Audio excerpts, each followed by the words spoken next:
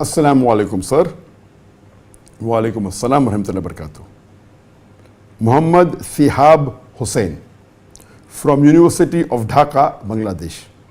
If I give online exam of others in exchange for money, is it halal for me?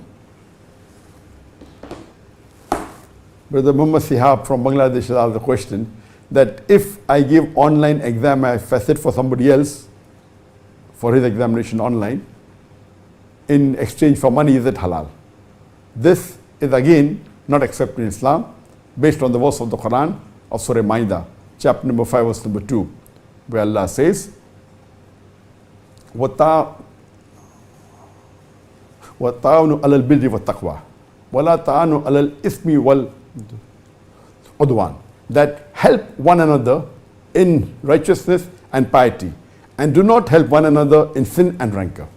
So when you are sitting for somebody else, whether for an examination, whether it be online or whether it be on-site, people sit for examination even on-site, that they take the examination identity and they exchange the photograph, and someone who is very good in that subject sits on behalf of someone who doesn't know that subject well, and he sits on-site for the examination, and it's a proxy, and he sits for the examination and gets flying colors. So whether you sit on-site or online for somebody else, this is prohibited. It's nothing but cheating.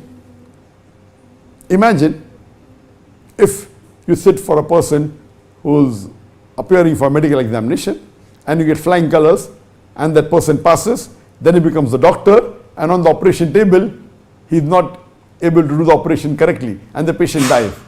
Who's to blame? Besides the person who's done the cheating, even you are responsible, because you are the person who helped in cheating.